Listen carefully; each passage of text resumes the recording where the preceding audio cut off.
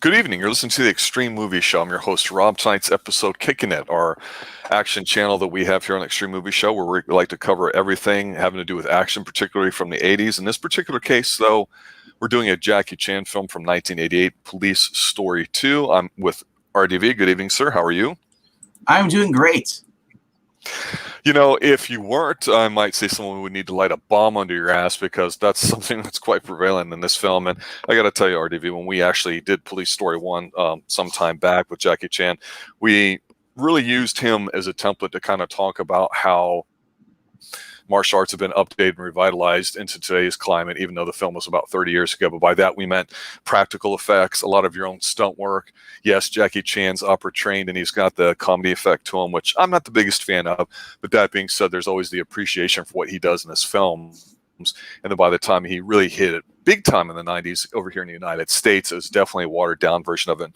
I think that we've compared him to some of the other films that we've done too, whether they were JCVD, Steven Seagal, even, or Chuck Norris, for example, or even like The Girls with Guns, Cynthia Rothrock, for example, which I thought, you know, if she was in this movie, it would be flawless. Because again, this movie, I like it a lot. I think it's a great sequel, actually, a great follow-up. Some of the stunt work is fantastic, and there's definitely some creative stuff in here. You get your money's worth with this film when it comes to the martial arts, when it comes to the stunts, when it comes to the variety of the scene work and everything too. And I like it a lot. What's your initial thoughts? Yeah, it's a fun movie. It's a sequel, obviously, to the first one. It's the revenge from the guy from the villain from the first movie. He wants revenge and wants to humiliate Jackie Chan's character, because Jackie Chan's character has been praised as a hero, hero cop. He's getting all this stuff. He's doing commercials and all this stuff and all over traffic stuff. He basically wants to humiliate him, put him in his place. And along the way, Jackie Chan's girlfriend, who is from the first movie, is still with him, and she doesn't like him being a cop. And does anything and anything. Yeah. No time for me. No time for what you want to do. You can tell he doesn't like it. They're both young.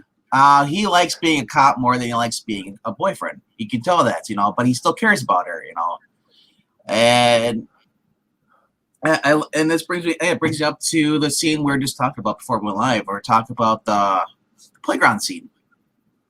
The guy the villain comes up to her and like holds a gun, and he's like, "Oh, what's going on?" And he goes to shoot, and Jackie Chan must have realized. I don't know if he realized if it was a fake gun or what, but he sprays water and hits her in the face. Like, yeah, that's silly. I'm like, are you? And he chases. You kidding me? I mean, it's ridiculous. I don't know. I wasn't too triggered by it. Oh yeah. All right, let's just go right from the beginning. He's this traffic cop, doesn't like it. She comes up on a little moped, gives him his tea. It's just whatever. He gets drawn back in because, like you said, the bad guy in the last one makes his appearance here. Yeah.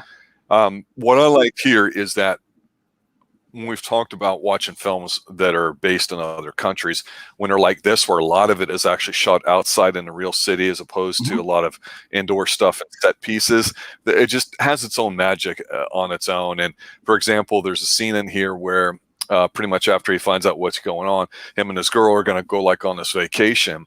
But the last second, he literally he walks off the plane and he's able to get into this. But he's going into a shopping mall. And I'm like, you look at this, and our shopping malls here in the United States may look a little different. They're not the same mall experience that was around in the 70s, 80s, and 90s. But this shopping mall I thought was absolutely gorgeous. I'm like, that's one of the things I like about Jackie Chan's eye, is that he picks out places that are going to be in a movie, and he coordinates what he is going to do stunt-wise and fight-wise based off of that. And we know, and I think it's an obvious choice, which doesn't necessarily mean you have to make it harder than what it is, but it's a very blatant choice of kind of revisiting like the mall from like the first one. Because in the print I saw, which is the extended version, the movie started off with like a minute or two of some scenes from the first movie, and that was just to remind you of just how awesome some of the stunts were, especially at the mall one where he slides down and lights are going off and he goes through the glass. You're like, oh hell yeah, something's going to happen in here. But there's a whole bomb thing that goes off. He takes responsibility for it, but then when it gets brought on, you get some weird kind of stuff like this deaf dude that's like a fireworks expert, and you're like, what? That didn't make sense. But I'm gonna pivot back to him there, because then it goes on to the scene that you were talking about pretty much. Yeah, I said like this. Jackie Chan's known for having comedy in his films. Him and Sammo Hung. They love having comedy. They also love having martial arts and action. That's just the way the formula is, and it's brought them many success. Yes. Jackie Chan, he likes to say he likes. Sometimes he has like more serious movies where he has the bad guys, but or Jackie Chan's the comic relief. But then in these earlier movies, you see that with Sammo Hung, these guys are the bad guys are just jokes. Like there might be one serious guy, but the main guys, he's a weasel. That's all he is, and that's I kind of love that how they kind of play on that trope. This guy is a businessman, and he doesn't do anything for himself. He relies on everybody else, and I want to touch back though on you said about the scenery and stuff. That's how I felt when I was watching the Chuck Norris movies. For me, I didn't grow up in the '70s, so I grew up in the late '80s to throughout the '90s stuff, and just seeing the scenery of everything, for the '70s, and then even in this movie, you're seeing stuff in Hong Kong, or Japan, or wherever they're filming, and you're seeing like '80s fashion from America going over there. Even you get the Coca-Cola and different this Western culture is being blurred with their culture, the Hong Kong culture. So I thought that was kind of cool seeing that. Yeah, and I think too, there's a few scenes that come into play where you've got such a massively big city like Hong Kong and all their towers and stuff. We've seen it a lot in some of the other films that we've done too. It's just such a natural backdrop to do things, and you don't have to worry about that density like if you're in Tokyo or something. I mean, Hong Kong certainly is a very dense city, but the way they have it in here, you feel like you're a part of them. Like there's a scene in here where he's actually crossing like a 6-lane highway. But again, the way it's filmed, you don't feel like he's just a tiny little speck on your TV screen. It's pretty much a full body shot, but yet you could see all the cars going in one direction, and they look like they're going at a decent speed. And it's a one-shot take where he kind of zigzags his way through to the median like Frogger, and then he does the ones going against the opposite direction. And it's something stupid, but the timing of watching him just walk through things going what seems to be a reasonable rate of speed is always killer. And this might be the movie where he actually does the whole, I'm just going to run and jump off of one or two things and flip over a fence with relative ease. Because I tell you, his body was popping in this one. He had a lot of spring in this step, and it was really something to see, especially in all the fights. Yeah, you bring up that looks kind of dumb, him playing Frogger, but anybody else trying to do that wouldn't be able to pull it off. It wouldn't look as natural. He makes it look. It looks like he actually is there, and he's freaking out because you would be freaking out too. Can you imagine like Dolph Lundgren or Jean-Claude Van Damme trying to do that? They wouldn't. It's not their style. Jackie Chan, it fits his style. As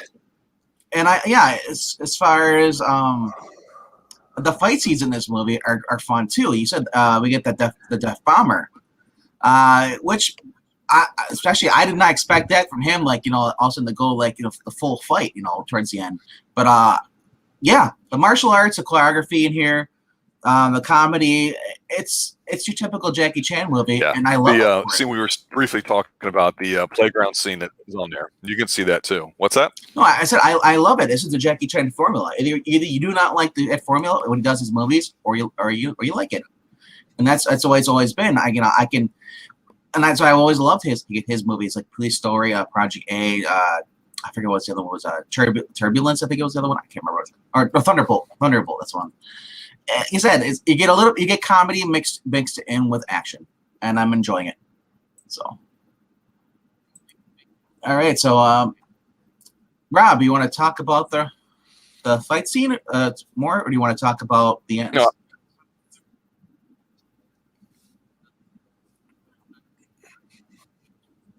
Oh, let's talk more about the scene where they're fighting with the sticks and hand to hand and the playground at night.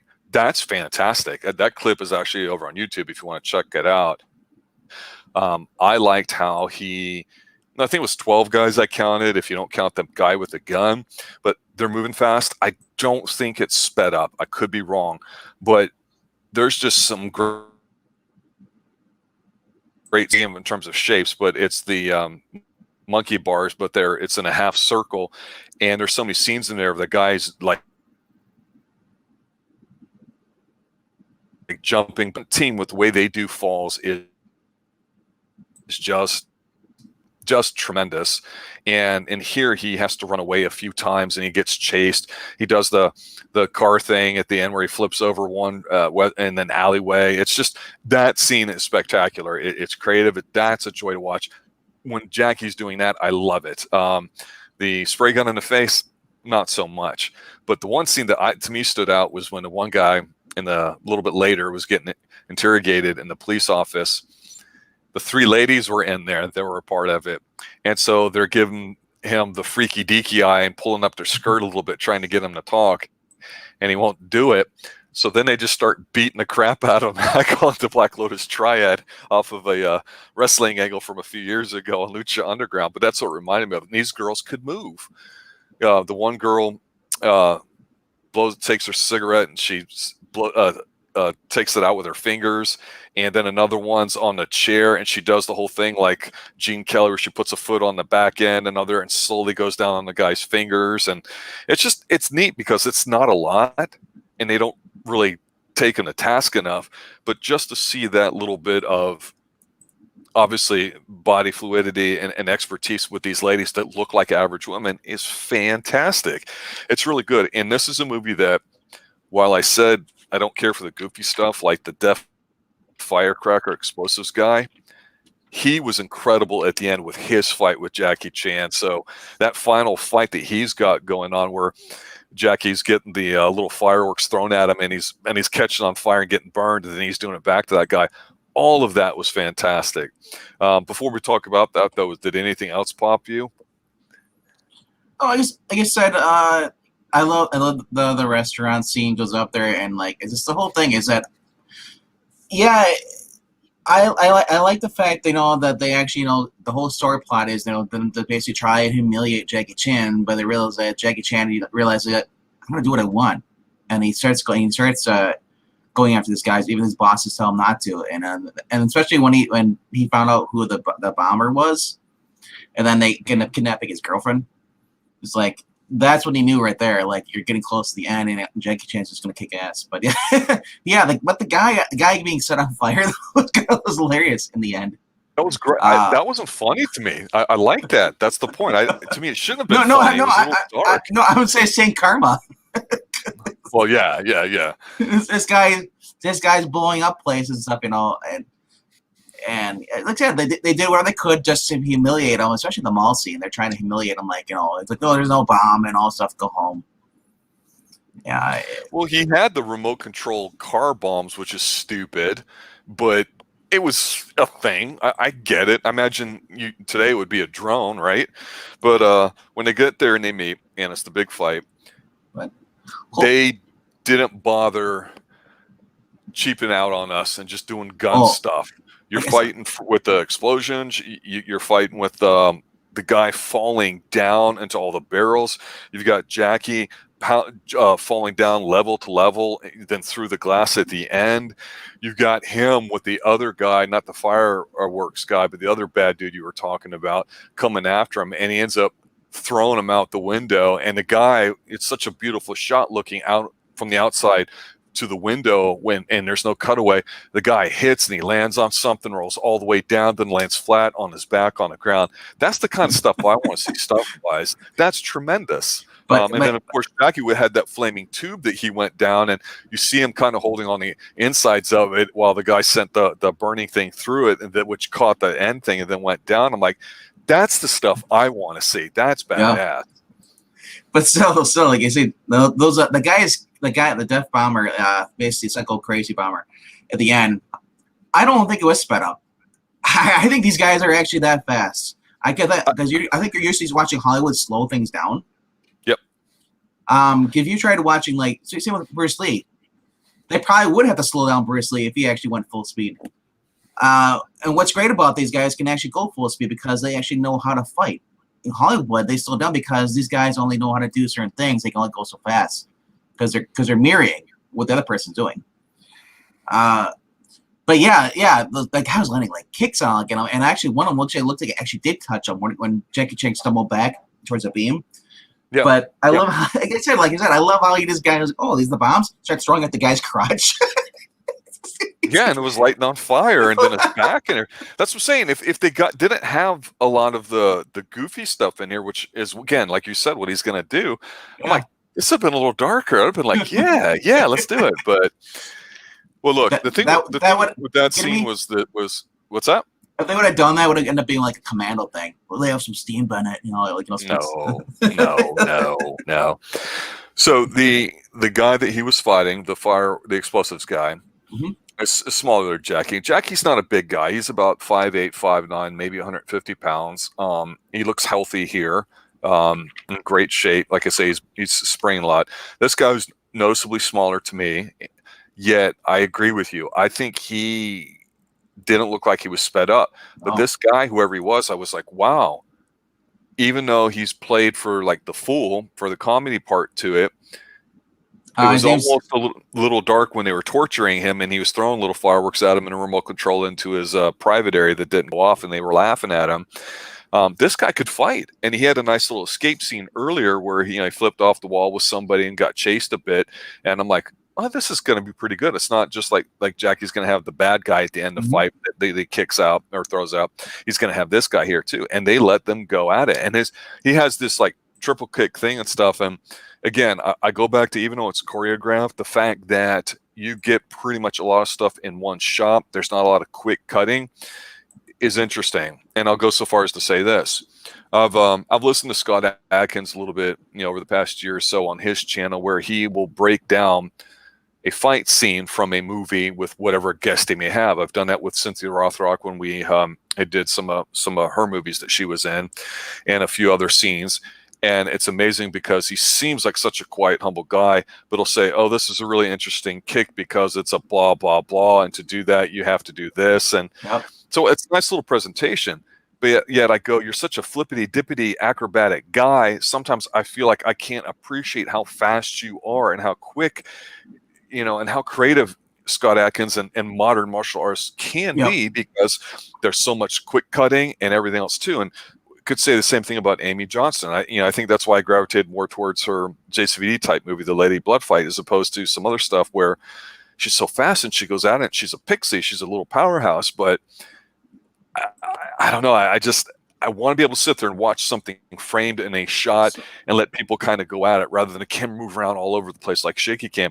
And that's one of the mild frustrations I have with some of these. I don't know how you feel about, like, say, Scott Adkins or Amy compared to something like this. What's your take? I've never been a Scott Adkins fan. I just one of those guys. It's like I've maybe seen him in a movie, and he just comes off as cocky. He's kind of like a younger version of, not as bad as Seagal. This guy can actually fight compared to Seagal. Seagal's legit. Don't say he's not, because he is. He's one of the most legit ones out of all of them, literally. You may not like that. I call that a bow. He is. He's better at running. Yeah. No, I was going to comment now. This is Benny like Ken, I believe is his name. That's the guy who plays the deaf mute bomber guy in this movie. Great martial artist stunt diver, and he's been doing stunts. He's been in Drunken Master, Wheels on Meals, pretty much almost Jackie Chan movie there is. Go ahead. But he's mainly known for his work in Police Story, Legend of the Drunken Master, and Wheels on Meals. Those are big three he has, and the guy's legit. You can look it up on YouTube. You could probably find some more stuff of him just fighting all the time. Just normal some moves. And wow, he looks kind of like nerdy back then. He didn't look like the guy. He'd be like a computer geek. He wouldn't be the guy like, oh, I don't fight. I'm a pacifist. That's why he always comes off. So I thought that was awesome to have him in this role where the deaf mute, who's kind of like a handicap, this kind of guy, he blends in, hides with it. And at the last minute, that's what makes him so dangerous, because you're not expecting it. It takes you 3 kicks to the temple and you're dead. Obviously, but so I thought it was kind of awesome to have him be such a phenomenal fighter, like that his character, and have had to just be kind of crazy at that fight scene in the end in the warehouse. This guy, he's laughing the whole entire time. Jackie Chan's like, this guy's nuts. So that's why he's like, and that's why I loved it when Jackie Chan realized he needs the upper hand. He finds a little crate full of all his little bombs and starts throwing them like those little fireworks. Remember, you get those snappers, and then you throw them on the ground and make a snapping noise. So I thought that was kind of cool that they had that. So, okay, I've never seen the Wushu Academies, but it sounds. I think Jackie Chan. I think other people have actually mentioned that. It's when they're growing up. It's not fun. You're taught this. You're not really given a choice. Some kids embrace it, but yeah, it seems kind of like I guess the way you look at it now is and Jackie Chan says in interviews, it's like kids today do not have respect as him growing back up in Hong Kong. They're so I don't want to say Western culture has affected them. I just think he's like he said, I think he's just pretty much lazy is what he was getting at. But because otherwise, if they imagine all these people back, they're growing up during Jackie Chan's, while he's doing this, we could have more martial art movies from Hong Kong coming out, but we rarely do. It's usually the older actors. Yep. Even Jackie Chan's son, who he said he's like I had to disown him, or not disown him, but I had to basically kick him out because he was spoiled. He was on drugs. He's like I love my son, but he's got to learn how to grow up like I did. It's like I made everything from nothing. He needs to do it too. It sounds harsh love, but yeah.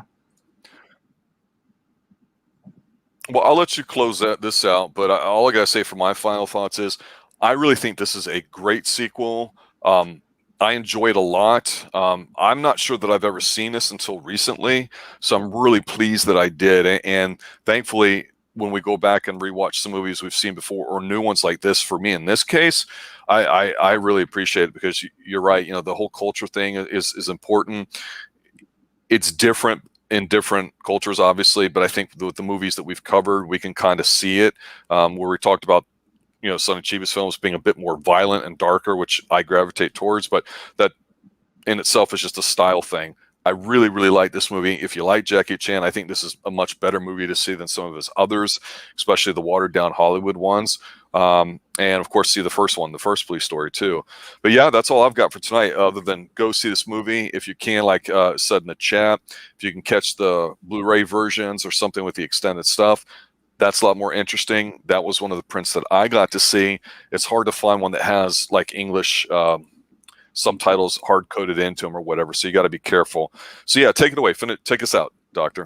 Yeah, you can find this movie over on Vudu, English version, if you want to. It's still for sale. I believe you can also rent it as well.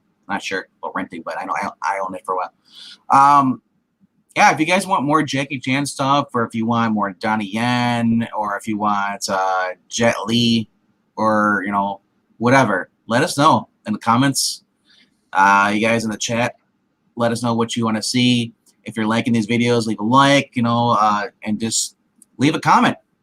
Let us know. Do you like martial arts stuff, or do you prefer us when we do action movies or just girls with guns? That's it. Other than that, Rob, I think more people should start watching martial arts movies. That's my final thought. I agree.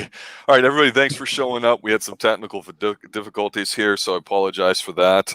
I've had some people doing some work on the house with the electricity and whatnot too, but I think the transmission went through. That being said, go see it. For RDV, everybody here, thanks for listening as always. Stay extreme. Have a good night.